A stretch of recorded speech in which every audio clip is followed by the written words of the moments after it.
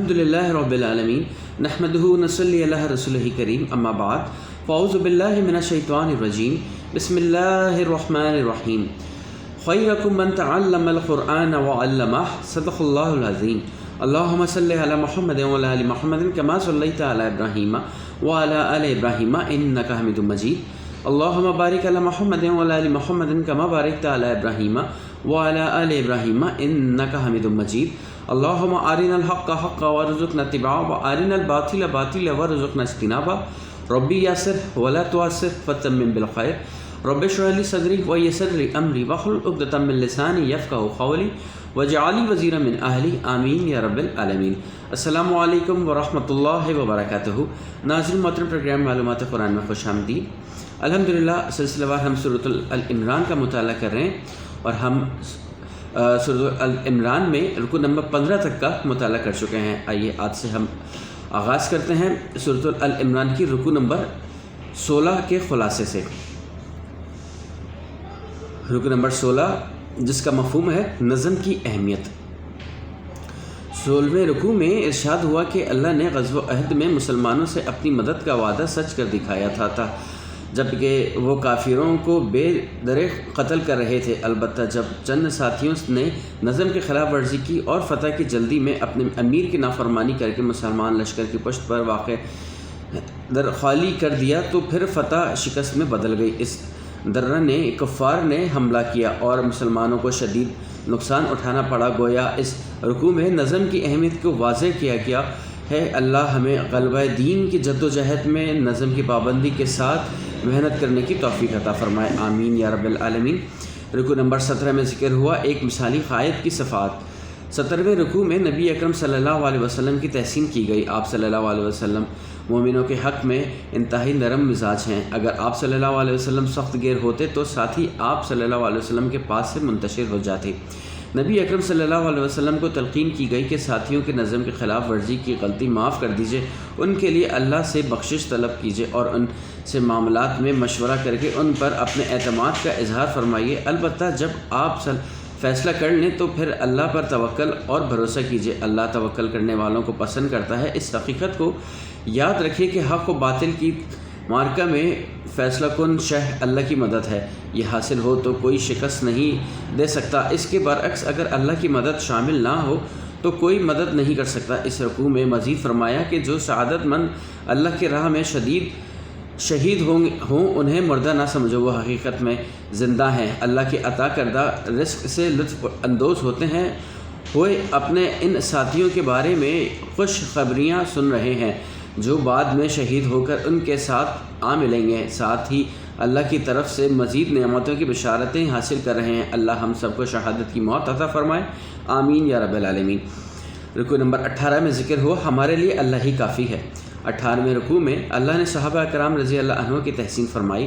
وہ غزوہ احد میں شکست کے صدمے سے نڈھال تھے اور ان میں سے کئی زخموں سے چور تھے اور اس کے باوجود جب اللہ کے رسول صلی اللہ علیہ وسلم نے انہیں دشمنوں کا تعاقب کرنے کا حکم دیا تو وہ فوراً اس کے لیے نکل کھڑے ہوئے۔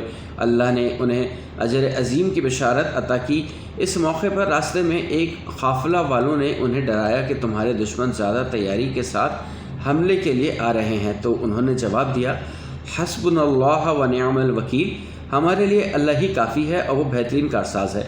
ان کی اس بات پر اللہ بہت خوش ہوا اور ان سعادت مندوں کو بہت بڑا اجر و ثواب، فضل اور اپنی رضا کی حصول کی خوشخبری دی۔ رکوع نمبر 19 میں ذکر آیا ہر جان موت کا مزہ چکھنے والی ہے، کل نفس ذائقۃ الموت، ہر جان موت کا مزہ چکھنے والی ہے اور تمہیں تمہارے اجر دیے جائیں گے روز قیامت۔ 19ویں رکوع میں مزید بیان ہوا یہ دنیا دارالعمل اور دارالامتحان ہے، نتیجہ قیامت کے دن نکلے گا۔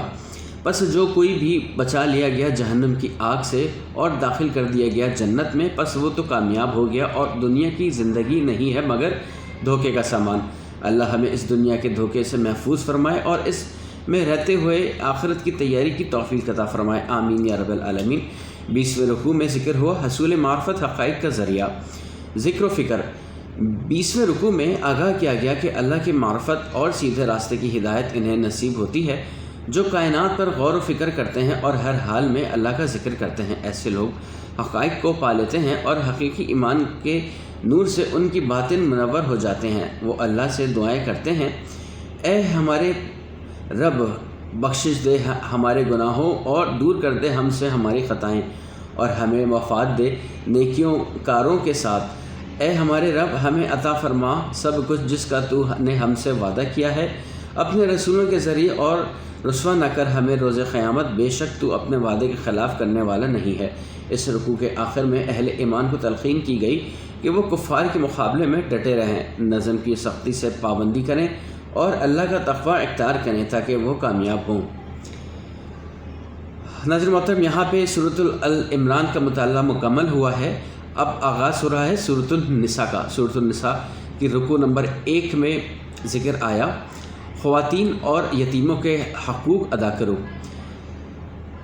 پہلے رکوع میں خواتین اور یتیموں کے حقوق ادا کرنے کی تلقین کی گئی۔ ارشاد ہوا کہ خواتین کو ان کے مہر خوشی خوشی ادا کیا کرو۔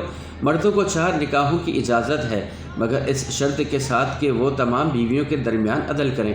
اگر وہ عدل نہیں کر سکتے تو پھر ایک ہی نکاح ہی کافی ہے۔ حکم دیا گیا کہ وراثت میں سے خواتین کو بھی ان کا معین حصہ دو۔ یتیموں کا مال ناحق مت کھاؤ۔ جو یتیم کا مال ناحق کھاتا ہے تو گویا اپنے پیٹ میں آگ بھر رہا ہے۔ رکوع نمبر 2 میں ذکر ہوا وراثت کے احکامات۔ دوسرے رکوع میں وراثت کے احکامات بیان ہوئے۔ ان احکامات پر عمل کرنے والوں کو جنت کی بشارت دی گئی اور ان کے احکامات کی نافرمانی کرنے والوں کو جہنم کی آگ میں جلنے اور ذلت والے عذاب سے دوچار ہونے کی وعید سنائی۔ رکوع نمبر 3 میں ذکر ہوا فوری اور سچی توبہ ضرور قبول ہوتی ہے۔ تیسرے رکوع میں اللہ نے جنسی بے روی سے منع فرمایا کہ نہ زنا کرو اور نہ ہی ہم جنس پرستی کے جرم کا ارتکاب کرو۔ گناہوں پر فوری اور سچی توبہ کرنے والوں کو یقین دلایا گیا کہ اللہ ان کی توبہ ضرور قبول کرے گا اور ان پر نظر کرم فرمائے گا۔ توبہ میں تاخیر کرنے والوں کو خبردار کیا گیا کہ اگر موت کے وقت توبہ کی تو وہ ہرگز قبول نہ کی جائے گی۔ اس رکوع میں اللہ نے ایک بار پھر بیویوں سے حسن سلوک کرنے کی تلقین فرمائی۔ یہاں پہ ناظرین محترم 4واں پارہ مکمل ہوا ہے۔ اب آغاز ہو رہا ہے 5ویں پارے کا، اور رکوع نمبر 4 ہے سورۃ النساء کا۔ محرم خواتین کی فہرست۔ چوتھے رکوع میں ایک مرد کے لیے محرم خواتین کی فہرست دی گئی۔ محرم خواتین 2 قسم کی ہیں: ابدی محرم جن سے کبھی بھی نکاح نہیں ہو سکتا، عارضی محرم جن سے وقتی طور پر نکاح نہیں ہو سکتا۔ مثلا بیوی کی بہن عارضی محرم ہے۔ ایک شخص کے لیے منع ہے کہ وہ اپنی بیوی کی موجودگی میں اس کی بہن سے نکاح کرے، البتہ اگر وہ اپنی بیوی کو طلاق دے دے یا اس کی بیوی انتقال کر جائے تو اب وہ متعلقہ یا مرحومہ کی بہن سے نکاح کر سکتا ہے۔ ابدی محرم سے پردہ نہیں، البتہ عارضی محرم سے پردہ ہے۔ اس رکوع میں یہ تاکید بھی کی گئی کہ نکاح ہمیشہ گھر بسانے کے لیے کرو، محض لذت کا حصول مقصود نہ ہو۔ مزید فرمایا کہ بیویوں کو پورا مہر ادا کرو، ہاں اگر وہ خود پورا مہر یا اس میں سے کچھ چھوڑ دیں تو اس میں کوئی گناہ نہیں ہے۔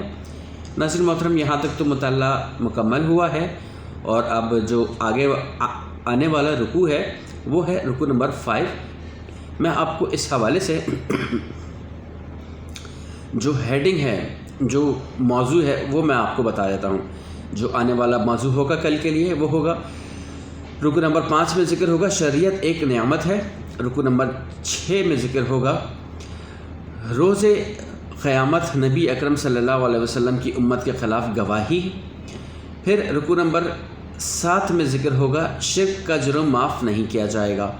پھر رکوع نمبر 8 میں ذکر ہوگا ذمہ داری ہمیشہ اہل لوگوں کے حوالے کرو۔ پھر ذکر ہوگا رکوع نمبر 9 میں اطاعت رسول صلی اللہ علیہ وسلم سے گریز، منافع خانہ روش۔ پھر ذکر ہوگا رکوع نمبر 10 میں اللہ کی راہ میں ناکامی ہے ہی نہیں۔ پھر ذکر ہوگا رکوع نمبر 11 میں موت کی جگہ اور وقت طے شدہ ہے۔ پھر ذکر ہوگا رکوع نمبر 12 میں ہجرت سے گریز کرنا منافقت ہے۔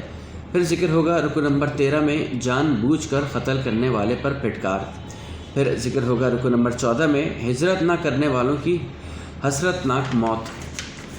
پھر ذکر ہوگا رکوع نمبر 15 میں انتہائی خوف کے وقت بھی نماز معاف نہیں ہوتی۔ پھر ذکر ہوگا رکوع نمبر 16 میں عدل کرو خواہ دشمن کو فائدہ پہنچے۔ پھر ذکر ہوگا رکوع نمبر 17 میں اجماع امت کی اہمیت۔ پھر ذکر ہوگا رکوع نمبر 18 میں شرک کرنے والے شیطان کی پیروی کر رہے ہیں۔ پھر ذکر ہوگا رکوع نمبر 19 میں خواتین اور یتیموں کے ساتھ حسن سلوک کرو۔